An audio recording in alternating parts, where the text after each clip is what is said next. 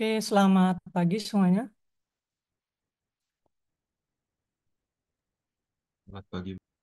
Selamat pagi, Bu. Ya, suara saya sudah terdengar ya. Jadi untuk hari ini kita secara online ya, kita bertemu secara online. eh Kemudian untuk kemarin kita terakhir online juga ya, karena hari raya.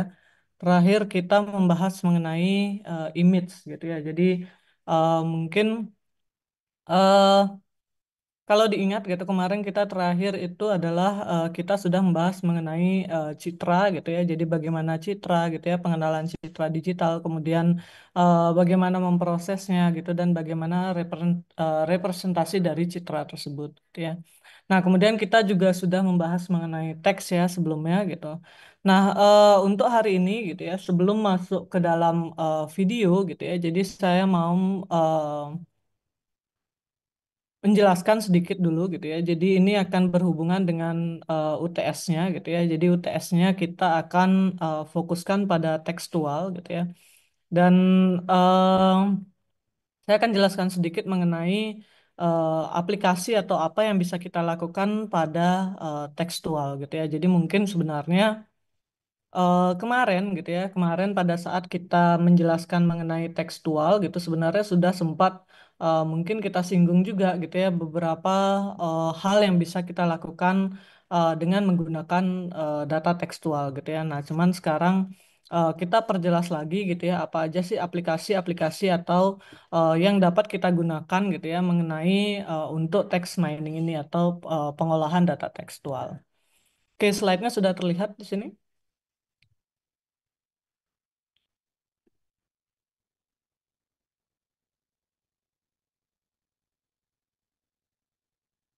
Sudah? Untuk slide-nya udah kelihatan? Sudah terlihat, Bu. Oh, sudah terlihat, Bu. Oke. Oke, jadi untuk hari ini text mining application ya. Jadi kita lihat.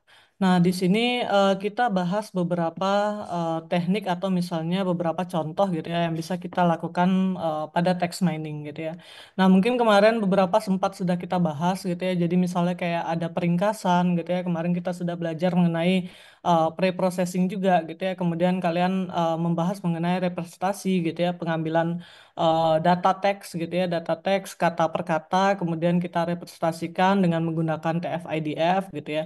Nah, hasil dari TF-IDF-nya itu atau yang sudah kita lakukan pembobotan itu gitu ya, ada beberapa yang bisa kita lakukan gitu ya. Jadi entah misalnya translation gitu ya, mesin translation gitu ya, kemudian ada opinion mining gitu ya, mungkin sering dengar sentiment analysis gitu ya, ada information extraction, text summary, kategorisasi, ada clustering gitu ya. Nah, nanti ini akan kita jelaskan lebih lanjut gitu ya. Jadi ini adalah beberapa contoh gitu ya, atau misalnya teknik atau text mining teknik gitu yang bisa kita lakukan. Nah, kemudian untuk aplikasinya gitu ya. Jadi em, mungkin kita sudah sempat bahas bahwa di sini adalah data-data tidak terstruktur gitu ya. Jadi datanya itu adalah data dokumen yang dapat terdiri dari entah PDF gitu ya, kemudian mungkin ada PPT dan lain sebagainya gitu ya. Nah, nanti ini yang akan kita lakukan mining gitu ya, kita ekstrak gitu ya, kita lakukan sebuah teknik sehingga kita bisa mengambil informasi-informasi yang berguna ataupun informasi yang memang tersembunyi di dalam sebuah teks tersebut gitu ya. Nah, nanti kita harus melihat patternnya gitu atau melihat tren datanya gitu ya. Entah misalnya walaupun dalam sebuah data yang sangat besar gitu ya. Nah, beberapa hal yang bisa kita lakukan gitu ya. Jadi ada area gitu ya, area dari text mining gitu ya. Nah, di sini ada em, information retrieval gitu ya. Jadi information retrieval ini eh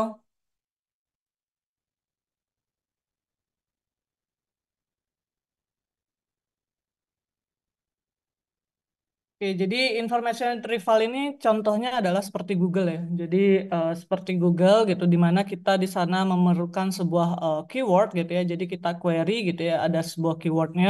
Kemudian kita lakukan pengindeksan atau misalnya perankingan gitu ya, sehingga kita mendapatkan dokumen yang kita inginkan gitu ya. Jadi kalau misalnya di Google kan kita masukkan sebuah query gitu ya, apa yang ingin kita cari gitu, kemudian kita indekskan atau kita rankingkan gitu ya.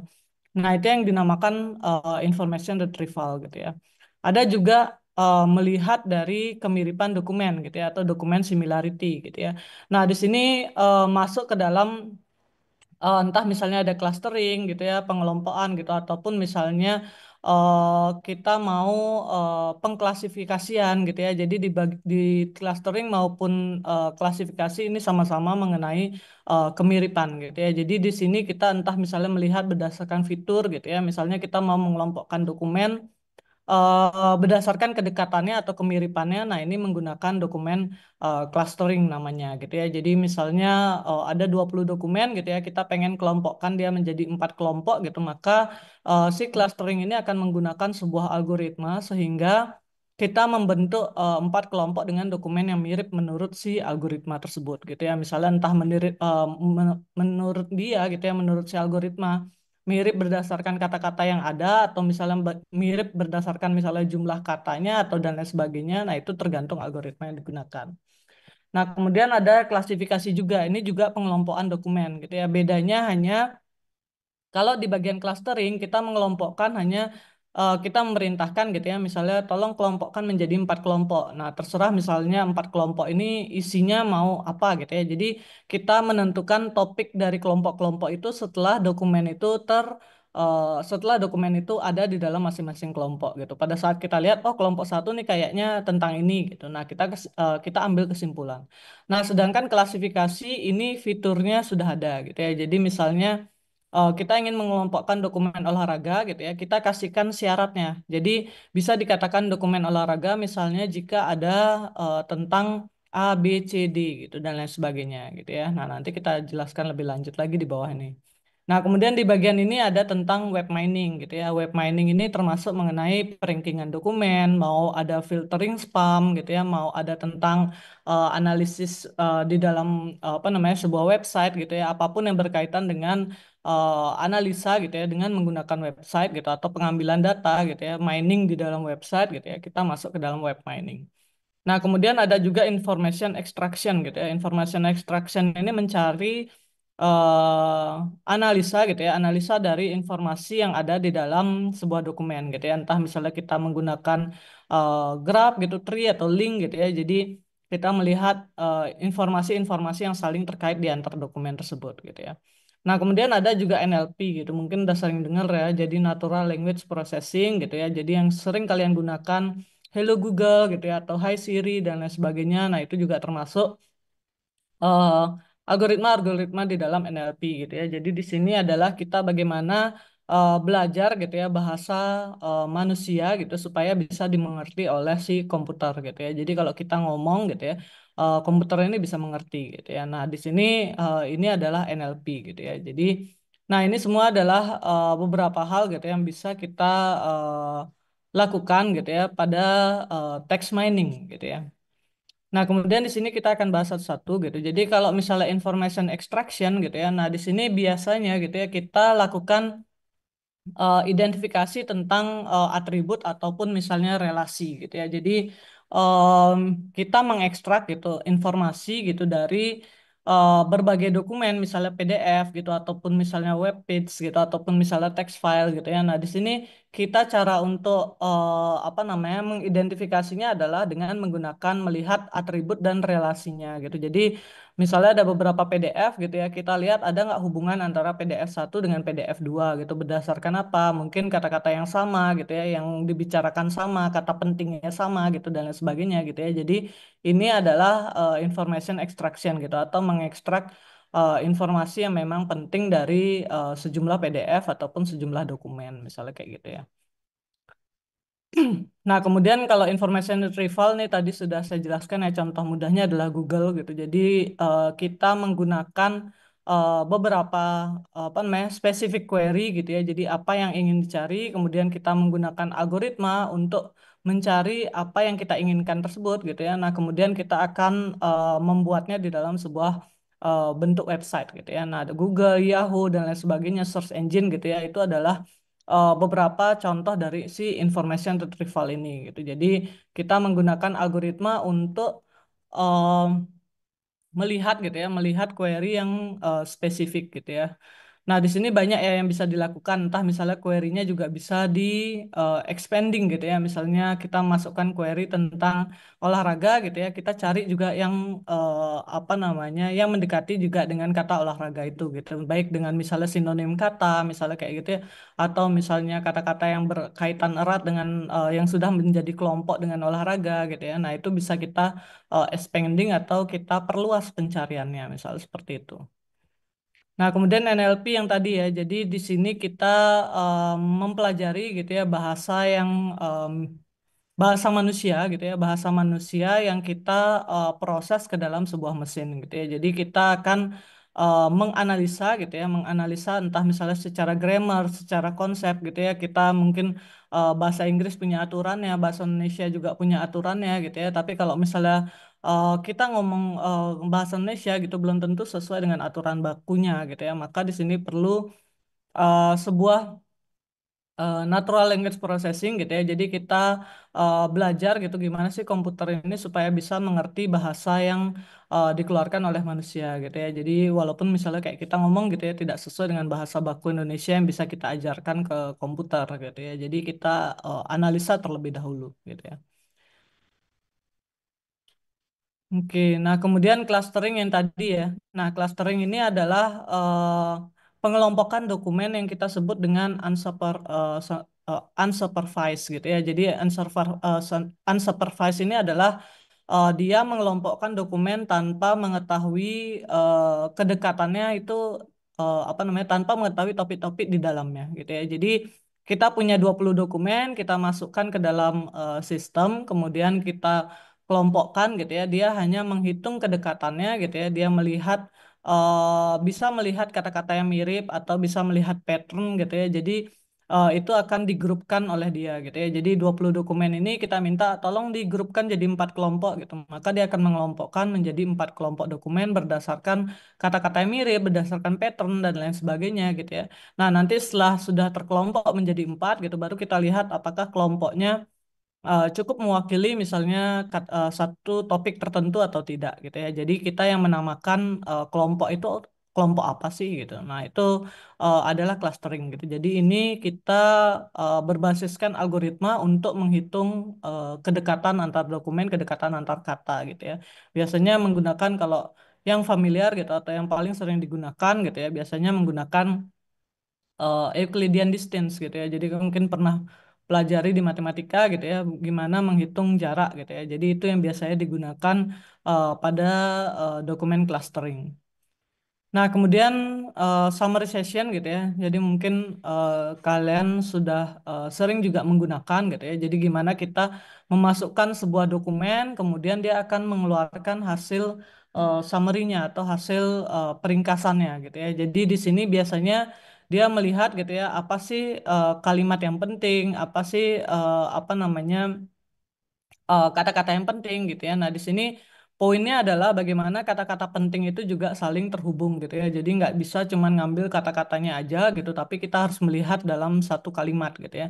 Jadi pada saat keluar summary-nya itu nggak terlalu loncat-loncat antar kalimat atau saling tidak berhubungan gitu ya. Nah, di sini poinnya adalah pada saat kita summary gitu ya, kita masih harus bisa mengerti arti dari summary-nya itu gitu kan. Jadi nggak cuman sekedar ambil comot gitu ya misalnya satu kalimat kemudian digabungkan gitu ya. Nah, di sini tantangannya adalah pada saat kita mengambil kata mengambil kalimat yang penting gitu ya bagaimana juga menggabungkan kembali kalimat-kalimat tersebut menjadi satu apa namanya satu kalimat panjang misalnya seperti itu gitu ya.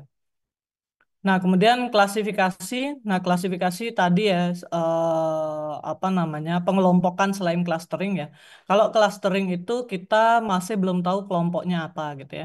Nah, tapi kalau klasifikasi ini kita sudah tahu kelompoknya itu apa gitu ya. Jadi makanya sering digunakannya adalah kayak spam filtering gitu ya. Jadi ada sebuah email gitu atau beberapa email kemudian kita lakukan filter terhadap spam gitu. Tahu dari mana itu spam misalnya mengandung kata-kata penjualan misalnya kayak gitu ya. Jadi makanya mungkin kalian sering kalau misalnya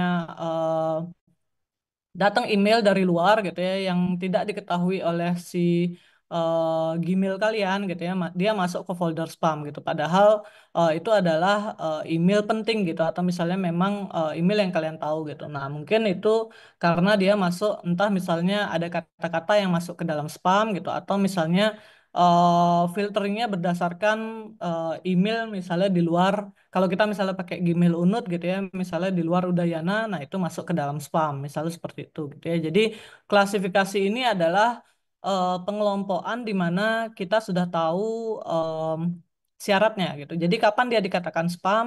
Pada saat dia misalnya mengandung kata penjualan, pada saat dia di luar email Udayana, pada saat dia di luar apa namanya misalnya mengirim berkali-kali dalam waktu tertentu gitu ya. Jadi sudah ada syarat-syarat dia dikatakan kelompok spam gitu ya. Atau misalnya hoax detection gitu ya. Jadi hoaxnya ini kapan dikatakan hoax misalnya seperti itu gitu ya. Pada saat dia mengandung kata-kata apa gitu ya. Nah misalnya seperti itu kita bisa klasifikasikan gitu ya. Kemudian misalnya sentimen analisis mungkin sering dengar ya. Misalnya kita ingin sentimen analisis mengenai kasus pemilu gitu ya. Apakah dia senang, sedih atau misalnya kebanyakan netral misalnya kayak gitu. Nah, ini masuk ke klasifikasi gitu. Jadi sudah tahu oh pada saat misalnya senang berarti dia akan menggunakan kata misalnya em, kata senang gitu, kata hore, kata apa gitu ya. Nah, itu masuk ke dalam senang gitu ya. Misalnya masuk ke dalam sedih, ada kata-kata yang masuk ke dalam apa namanya eh, fitur-fitur sedih gitu ya. Nah, berarti dia masuk ke dalam kelompok sedih dan sebagainya. Nah, itu masuk ke dalam dokumen classification gitu ya. Jadi kita sudah tahu apa fiturnya, kita sudah tahu apa syarat-syaratnya gitu ya untuk masuk ke dalam sebuah kelompok sehingga si algoritma ini dia hanya mencocokkan gitu ya dengan kata-kata yang ada, dengan fitur-fitur yang ada atau dengan syarat-syarat yang ada.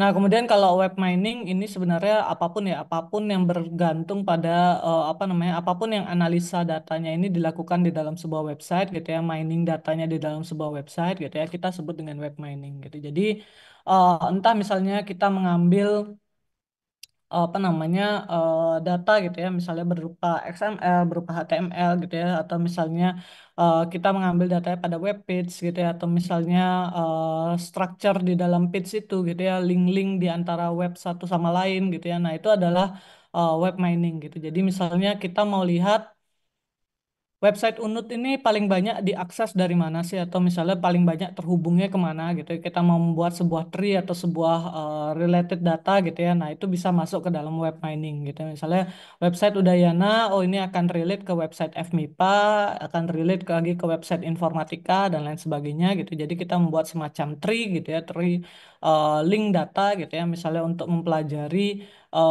link dari apa namanya sebuah website gitu ya. Nah, itu bisa dikatakan web mining. Atau misalnya kita scraping gitu ya, mengambil data-data dari web page, mengambil data dari apa namanya HTML-nya dan sebagainya, itu bisa kita namakan web mining juga gitu ya. Entah nanti apa yang dilakukan gitu ya, entah bisa jadi pengelompokan kayak tadi gitu ya, atau misalnya mengidentifikasi pattern gitu dan lain sebagainya gitu ya. Nah, kemudian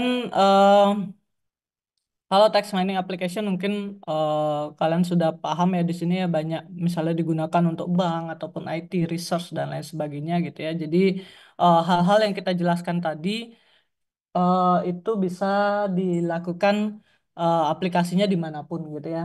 Jadi entah misalnya di bank, di IT sektor, di research, di politik dan lain sebagainya gitu ya. Hal-hal yang tadi klasifikasi, clustering dan lain sebagainya itu bisa kita lakukan dimanapun. Nah, kalau junk email ini sama dengan tadi ya klasifikasi gitu ataupun spam gitu ya. Jadi kita bisa deteksi entah misalnya spam, junk email dan sebagainya gitu ya. Jadi yang termasuk ke dalam advertising, ke dalam promosi dan lain sebagainya kita bisa masukkan dia ke dalam junk atau misalnya spam email gitu ya. Nah, manajemen of human resource gitu. Nah, ini juga bisa kita lakukan gitu ya. Misalnya ini menggunakan klasifikasi tadi gitu ya. Caranya adalah misalnya ketika banyak CV yang masuk gitu ya, CV dari pelamar yang masuk gitu, kemudian kita langsung kelompokkan atau misalnya kita lihat gitu ya, kita kelompokkan mana saja kelompok orang-orang yang misalnya orang-orang yang melamar pada bidang IT gitu ya, mana orang-orang yang melamar pada bidang human resource gitu, HRD gitu ya, ada misalnya orang-orang yang melamar pada bidang apa namanya manajemen dan lain sebagainya gitu ya. Jadi kita daripada misalnya kita dapat 100 CV, 200 CV gitu, kemudian kita harus melihat salah satu gitu ya, yang mana melamar ini dan sebagainya gitu ya, yang mana mungkin memiliki pengalaman lebih banyak gitu dan lain sebagainya, kita ranking gitu ya, kita bisa masukkan dia ke dalam sebuah sistem gitu, kemudian kita kelompokkan berdasarkan pengalamannya gitu, kemudian bisa kita rankingkan juga gitu berdasarkan misalnya kalau kita pengen tahu yang mana pengalamannya mungkin paling banyak dan lain sebagainya gitu. Jadi ini berguna juga untuk human resource gitu atau HRD gitu ya. Nah, banyak ya. Jadi misalnya untuk kompetitif juga gitu. Nah, di sini misalnya tentang market gitu ya, atau misalnya tren dari pasar gitu ya. Nah, jadi misalnya kayak tadi pengelompokan gitu ya. Misalnya kita datang ke dalam sebuah supermarket gitu, kemudian kita kelompokkan di sana gitu, kita analisa usernya atau misalnya yang apa namanya orang-orang yang belanja di sana gitu ya, kita kelompokkan berdasarkan usia gitu dan lain sebagainya, sehingga kita bisa tahu kelompok untuk usia kita untuk memproses misalnya promosinya gitu ya, strategi dari perusahaan. Atau misalnya kita ingin lihat pesaing kita gitu ya, pesaing kita trennya seperti apa gitu, atau bahkan kita sendiri gitu ya, nanti bisa memprediksi untuk tren kita di 2026 gitu misalnya, apakah akan naik atau misalnya ataukah akan turun untuk penjualan kita. Nah, itu semua adalah text mining gitu ya. Jadi kita analisa berdasarkan data-data tekstual kita. Nah, bisnis intelijen ini mungkin ada yang nanti penjurusannya gitu ya di semester 5 gitu dan selanjutnya di BI gitu ya. Ini biasanya mainnya adalah di data gitu ya, report, atau misalnya kita mau apa namanya membuat sebuah dashboard data gitu ya. Nah, itu biasanya masuk ke business intelligence. Nah, di sini kalau datanya berupa teks gitu ya, berarti dia text mining gitu ya. Jadi kita bisa menganalisa kayak tadi juga sama aja ya gitu, apakah misalnya customer, apakah kompetitor gitu ya, kita membuatkan dia sejenis dashboard data gitu, sehingga kita bisa tahu laporannya ya kayak tadi misalnya pelanggan kita dari usia berapa, pelanggan kita paling sering membelinya kapan gitu ya, belanjanya kapan, kemudian pelanggan kita paling sering tertariknya gitu ya dengan apa namanya diskon atau yang lainnya gitu misalnya kayak gitu ya. Jadi kemudian kalau misalnya ada em, produk baru gitu ya, misalnya kita bisa cek juga gitu ya, cek juga datanya apakah produk baru tersebut menarik atau tidak gitu ya, menaikkan penjualan atau tidak dan lain sebagainya gitu ya. Nah, bisnis intelijen ini terkait dengan itu gitu. Jadi bagaimana kita memberikan informasi gitu kepada pengguna gitu berdasarkan data yang sudah kita miliki gitu ya.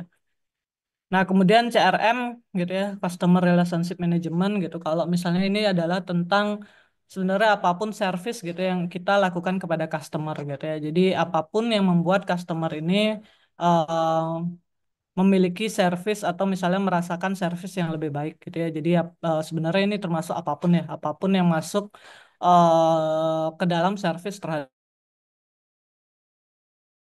customer gitu. Entah misalnya mau kayak tadi misalnya business intelligence gitu ya, itu juga termasuk CRM gitu ya. Nah, mungkin itu beberapa ya termasuk. Nah, kalau di akademik ataupun research gitu ya, kita lebih ke arah kita mencari tren gitu ya, tren tentang text mining ataupun misalnya tools, teknik, algoritma yang terbaru gitu dan lain sebagainya gitu ya, untuk misalnya mengklasifikasikan gitu ya research paper gitu dan lain sebagainya. Nah, ini sebenarnya sama ya. Jadi misalnya kalian saya berikan tugas misalnya untuk meringkas dan sebagainya. Nah, ini menggunakan text mining tools gitu ya, bisa ya. Jadi melakukan peringkasan terhadap jurnal-jurnal gitu ya, mungkin kalian apa namanya harus mencari 5 jurnal dan lain sebagainya, kemudian kalian meringkas gitu ya supaya lebih mudah kita membaca jurnal tersebut gitu ya. Nah, itu bisa termasuk di dalam akademik juga gitu. Jadi tools-tools yang memang membantu kita gitu ya terhadap pengajaran gitu ya, akademik maupun penelitian misalnya seperti itu gitu ya. Biasanya yang paling sering mungkin digunakan kayak peringkasan gitu ya, peringkasan jurnal gitu, kemudian pengambilan kesimpulan gitu ya tentang jurnal-jurnal tersebut gitu dan sebagainya. Nah, itu termasuk tentang akademik juga gitu ya.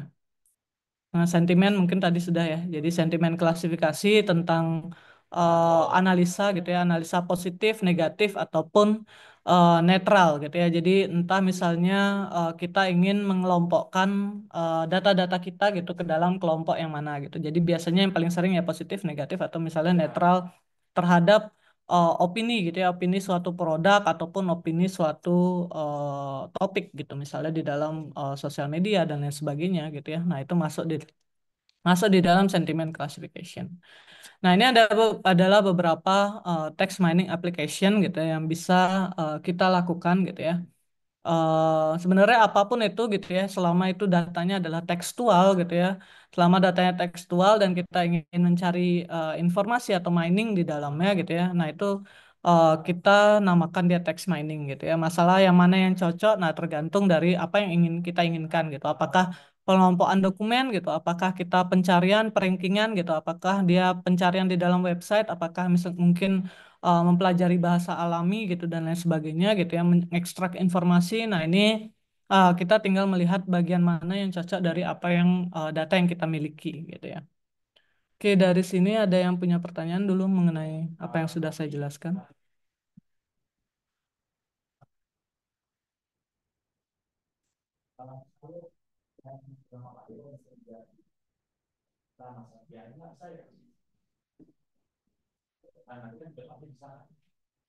Ada yang punya pertanyaan?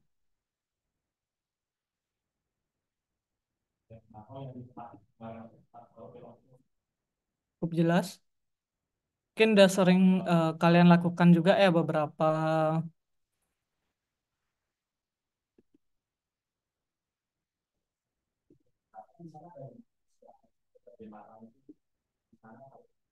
Oke, kalau cukup jelas, saya lanjut jelaskan mengenai UTS-nya ya. Nah, jadi karena ini sudah pertemuan kayak sudah ke-7, ke-8 ya.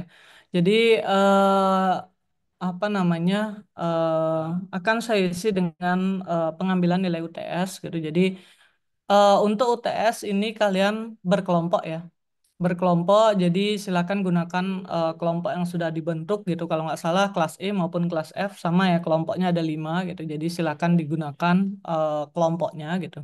Nah, kemudian apa yang dilakukan? Kita akan melakukan untuk data tekstual ya pada UTS ini gitu. Jadi mungkin saya revisi yang kemarin. Kemarin kan pada saat UAS itu maunya adalah ada data tekstual, image sama video gitu ya. Nah, mungkin data tekstualnya kita ambil pada UTS gitu. Jadi nanti UASnya adalah dari image dan video gitu ya.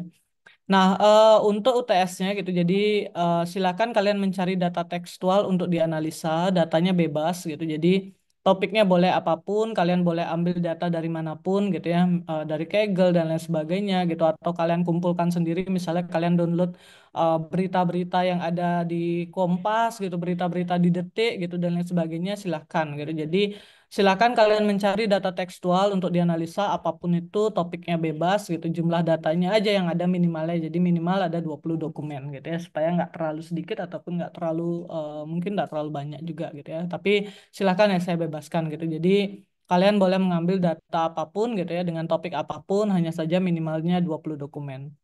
Nah, kemudian lakukan preprocessing terhadap data gitu dengan bahasa pemrograman Python. Nah, nanti akan saya share juga ya. Jadi saya share juga dokumen gitu yang bisa kalian ikutin gitu ya. Ada tentang eh, dokumen mengenai apa namanya preprocessing dengan menggunakan Python dengan eh, apa namanya dengan menggunakan library gitu ya, NLTK gitu. Jadi kalian bisa melakukan task stop word dan lain sebagainya gitu ya. Nanti di sini ada petunjuknya, kalian bisa ikutin gitu. Jadi kalian bisa melakukan preprocessing gitu dengan menggunakan bahasa Python gitu ya. Nah, kemudian di sini saya berikan salah satu gitu. Jadi kalian boleh cari ya gitu ya. Kalian cari gimana sih caranya gitu ya. Misalnya dengan Python gitu ya. Entah misalnya peringkasan, klasifikasi, clustering ataupun perankingan gitu ya. Jadi di sini saya batasi 4. 4 ini saya rasa adalah empat empat topik yang sudah sering sekali dilakukan gitu. Jadi kalau misalnya kalian googling pun dengan code Python-nya gitu ya sudah banyak ada gitu. Jadi Silakan kalian cari, kalian pelajari gitu. Jadi kalian lakukan analisa, entah misalnya kalian boleh pilih apakah mau melakukan peringkasan, apakah mau melakukan klasifikasi, atau mau melakukan clustering, atau misalnya melakukan perankingan dokumen. Jadi ada query masuk gitu, misalnya kemudian kalian lakukan perankingan gitu dengan dokumen-dokumen yang ada tadi 20 dokumen tersebut gitu ya. Jadi ini kalian pilih salah satu gitu ya. Jadi nggak dilakukan keempatnya, kalian pilih salah satu, entah misalnya mau meringkas, mau mengklasifikasi gitu ya, mau mengclustering, ataupun mau merankingkan dokumen gitu ya. Nah, di sini bahasanya tetap sama pakai Python aja gitu ya. Nah, kemudian silakan dikerjakan secara berkelompok yang kemarin sudah membentuk kelompoknya gitu ya. Kemudian buat dalam bentuk laporan ada pendahuluan gitu ya. Pendahuluannya adalah yang pertama mengenai data analisa gitu. Jadi jelaskan 20 dokumen yang kalian gunakan ini dapatnya dari mana, kemudian dokumennya dari mana gitu. Kemudian ada dokumen apa saja dan lain sebagainya itu dijelaskan di pendahuluan. Nah, kemudian bab topik analisa ini terserah judulnya adalah mengikuti topik ya. Apakah peringkasan, apakah klasifikasi, apakah clustering, atau misalnya perankingan gitu. Jadi hasilnya gimana, hasil preprocessing tadi, kemudian topiknya tentang apa, peringkasankah, klasifikasi, clustering, itu bisa dijelaskan sedikit gitu ya. Kemudian apa hasil analisa dari peringkasan. Misalnya peringkasan, oh hasilnya misalnya dari 20 dokumen ternyata dia ngomonginnya tentang ini gitu ya. Jadi hasil peringkasannya kayak gimana gitu. Kemudian kalau klasifikasi berarti ada berapa kelompok gitu. Kemudian dalam satu kelompok ada dokumen apa saja. Kalau clustering berarti terbentuknya berapa kelompok berdasarkan kedekatannya. Itu adalah hasil dari analisa gitu ya. Nah, kemudian oh, ini salah ya. Jadi di bab penutupnya ya, ini belum saya hapus, nanti saya ganti ya. Jadi hasil analisa ini pindah di bab penutupnya gitu. Jadi di topiknya preprocessing sama jelaskan mengenai topik yang kalian angkat gitu ya. Apakah peringkasan, klasifikasi, clustering. Nah, semua ini analisanya bebas ya. Jadi kalian mau menggunakan algoritma apapun itu bebas gitu. Jadi silakan pelajari gitu ya, pelajari lebih lanjut tentang peringkasan atau klasifikasi, clustering ataupun perankingan gitu ya. Kalian silakan pelajari dan lakukan atau misalnya lakukan analisa terhadap salah satu dari topik yang sudah apa namanya keempat topik tersebut gitu. Jadi ini bisa kalian pilih salah satu gitu ya. Nah, kemudian untuk bahasanya kita sepakati aja menggunakan Python gitu ya karena library-nya sudah banyak ada gitu ya. Kayak peringkasan dokumen pun sudah ada library tersendiri gitu ya. Oke, dari sini ada yang punya pertanyaan. Untuk dokumen dan sebagainya, ini saya sudah aktifkan di Oase ya. Jadi saya sudah aktifkan di Oase. Di Oase tolong dipilih kembali untuk pembagian kelompoknya gitu. Nanti karena kemarin kan masih di LMS ya. Jadi sekarang silakan dipilih kembali di Oase untuk kelompoknya. Kemudian materi-materinya akan saya share di sana untuk lebih lanjut. Komang Andika Putra, silakan. Untuk dokumennya itu seberapa panjang minimal nih? Kan ada 20 dokumen.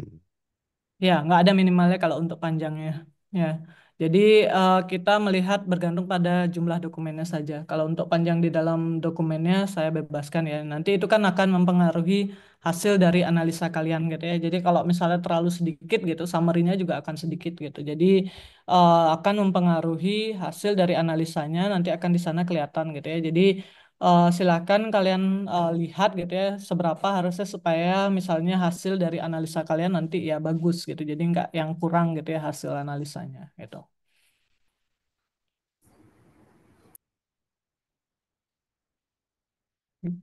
Menjawab Komang Andika. Ya, menjawab. Putu Andika Ardianta silakan. Izin bertanya Bu, untuk hasil analisanya itu akan jadi metrik penilaian nggak Bu? Maksudnya hasil analisanya harus akurat banget gitu loh Bu. Oh Kalau iya. misalnya Oke, karena kita belum belajar evaluasi ya, jadi kita belum belajar untuk bagaimana mengevaluasi hasil gitu. Di sini di kuliah ini kita hanya fokus pada bagaimana memproses gitu. Jadi saya juga fokusnya pada itu gitu. Jadi saya fokuskan pada bagaimana kalian melakukan proses terhadap pre-processing dan bagaimana kalian proses terhadap ringkasan, klasifikasi atau clustering gitu. Jadi kita tidak membahas evaluasinya gitu ya. Jadi hasilnya tidak menjadi penilaian gitu ya. Yang menjadi penilaian adalah kalian paham mengenai pre-processingnya itu prosesnya seperti apa gitu ya. Ada tokenisasi, ada pengambilan stemming, ada stopword gitu ya. Prosesnya sesuai gitu ya. Nah kemudian pada saat misalnya peringkasan gitu kalian paham oh ini yang melakukan peringkasan dengan algoritma apa gitu. Kemudian bagaimana cara kerjanya gitu ya. Hanya sampai seperti itu gitu. Jadi kalian paham bagaimana proses untuk melakukan hingga mendapatkan hasil gitu. Jadi kita tidak berbicara mengenai evaluasi. Entah misalnya nanti hasilnya ternyata kurang bagus gitu dan sebagainya. Yang penting kalian paham maksudnya hasilnya itu apa namanya menurut kalian itu seperti apa gitu. Jadi kita nggak bahas mengenai algoritma untuk evaluasinya. Ya,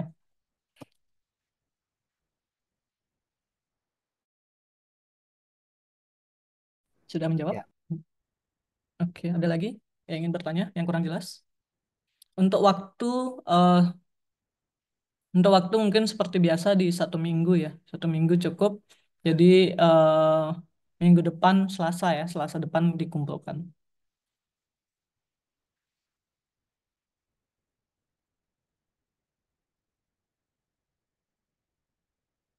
Ada yang kurang jelas? Ada yang mau ditanyakan?